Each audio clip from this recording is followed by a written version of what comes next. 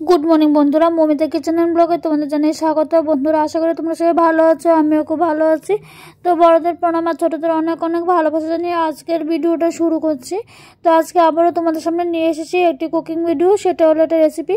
তো আজকে রেসিপিটা হলো মাশরুম। তো নর্থ ইস্ট স্টাইলে কী করে মাশরুম রেসিপি আমি করেছিলাম সেটাই তোমাদের সামনে শেয়ার করব বন্ধুরা।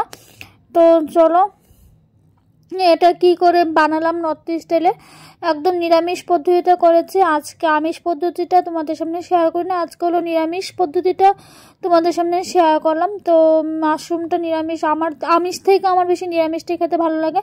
তো চলো, এটা তোমাদের সামনে শেয়ার করছি। তো দেখো, ফার্স্টে আমি এখানে একটা কড়াই বসিয়ে দিলাম। তো কড়াইয়ের মধ্যে দিয়ে দিলাম সরষের তেল। তো রান্নাটা কিন্তু আমি সরষের তেলে করেছিলাম, তোমরা চাইলে কিন্তু সেটাই কিন্তু রিফাইন তেলেও করতে পারো, আমি সরষের তেলে করেছিলাম। তো দেখো, ফার্স্টেই আমি কিছু টুকরো টুকরো করে আলু কেটেছিলাম। তো সেগুলিকে আমি খুব ভালো করে হলুদ লবণ দিয়ে ভেজে নিচ্ছি।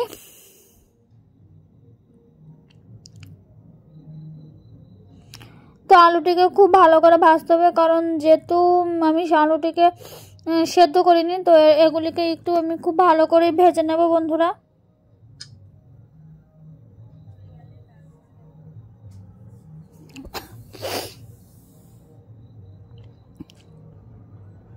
তো আলুগুলি ভাজা হয়ে গেছে, আর এখন আমি আলুগুলিকে তুলে নিচ্ছি। তো এখন আমি এটার মধ্যে দিয়ে দেব ফোড়ন। তো ফোড়নে আমি দিয়েছিলাম তেজপাতা, গোটা শুকনো লঙ্কা, আর কিন্তু দিয়েছিলাম জিরে ফোড়ন। তো আর জিরেটা ফোড়ন দিয়ে ফোড়নটা একটু ভাজা ভাজা হয়ে যাওয়ার পর তারপর কিন্তু আমি দিয়ে দিলাম একটা টমেটো। তো সেখানে আমি আস্তে একটা টমেটো দিয়েছি। তো সেখানে টমেটোটা দিলে জিনিসটা একটু টক টক লাগে। টমেটো যদি না থাকে সেটাকে স্কিপ করবে, কিন্তু কেউ কিন্তু টমেটো কেচাপটা দেবে না, কেচাপটা দিলে একদম বিচ্ছিরি লাগবে খেতে। তো তারপরে কিন্তু সেটার মধ্যে আমি দিয়ে দিলাম আদা আর মরিচ বাটা। তো আদা, কাঁচা লঙ্কা, মরিচ বাটা দিয়ে দিলাম। তো সেগুলিকে খুব ভালো করে ভেজে নিচ্ছি। তো তারপর সেখানে দিয়ে দেব ধনে গুঁড়ো। যেহেতু আমি জিরেটা ফোড়ন দিয়েছি, তো সেখানে আমি জিরে গুঁড়ো আর ব্যবহার করব না, সেখানে জাস্ট একটু সামান্য পরিমাণে দিয়ে দিলাম ধনে গুঁড়ো। তো ধনে গুঁড়োটাকে মশলাটাকে খুব কষে যাওয়ার পর তেল ছেড়ে দিয়েছিল। তো তারপর সেখানে দিয়ে দিলাম মাশরুম আর দিয়ে দিলাম সামান্য নুন। তো মাশরুমটাকে মশলার সাথে খুব ভালো করে কষাবো। আর মাশরুম থেকে আমরা যেভাবে মাংস রান্না করলে যেভাবে জল উঠে, মাশরুম থেকে কিন্তু খুব জল উঠে। তো যতক্ষণ না জলটা কষবে, তো ততক্ষণ কিন্তু এটাকে খুব ভালো করে আমরা কষাবো। দেখো, তার মধ্যে কিন্তু আমি দিয়ে দিলাম ভেজে রাখা আলুগুলো। তো আলুগুলির সাথে মশলাটা খুব ভালো করে মিশে যাবে।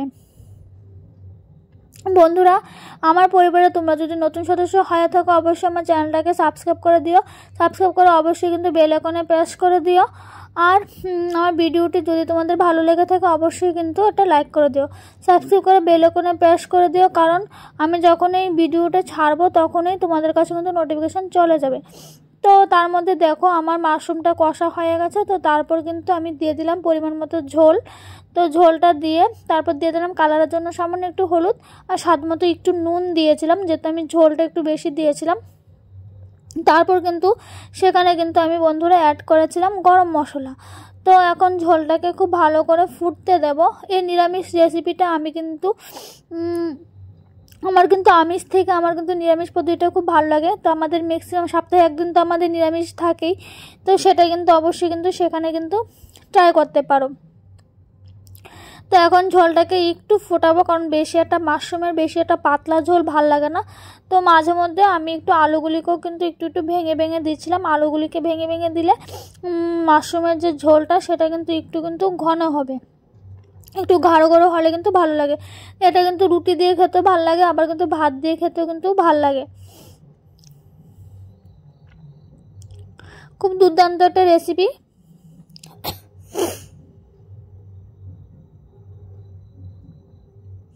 তো এটাকে ভালো করে ফুটে ওঠার জন্য অপেক্ষা করব।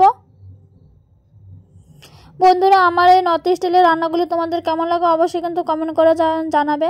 কারণ যেহেতু আমি ত্রিপুরার, আমার ম্যাক্সিমাম রান্নাই কিন্তু নর্থ স্টাইলের হয়ে থাকে। তোমাদের সাথে আমাদের রান্না কিন্তু কিছুই কিন্তু মিলবে না, কারণ আমরা ত্রিপুরার, যেহেতু আমাদের রান্নার স্টাইলটাই ফুল অন্যরকম থাকে। বাঙালি হলেও কিন্তু রান্নার স্টাইলে কিন্তু ফুল কিন্তু অন্যরকমই হয়।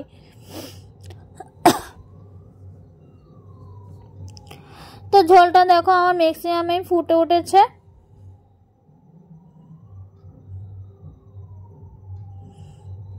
এখন আমি আরও কিছু আলু ভেঙে দিচ্ছি, যাতে আমার ঝোলটা আরেকটু যাতে ঘন হয়ে থাকে।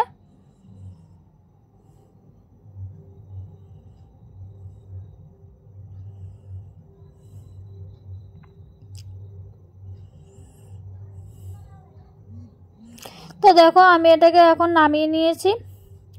তো বন্ধুরা, এই হলো আমার মাশরুমের রেসিপিটা। তো কার কার মাশরুম ভালো লাগে অবশ্যই কিন্তু কমেন্ট করে জানাবে। আমার কিন্তু মাশরুমের রান্নাগুলি কিন্তু খুব দুর্দান্ত লাগে। এডিট করতে করতে আমার জিভে কিন্তু জল চলে এসেছে, মানে এত টেস্টি এটা হয়েছিল, মানে কি বলবো বন্ধুরা।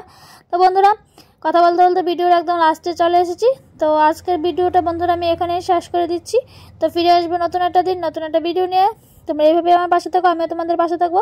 সবাই ভালো থেকো, সুস্থ থেকো। আবারও তোমাদের সাথে দেখা হবে নতুন একটা ভিডিওর মাধ্যমে। সবাই ভালো থেকো, টাটা।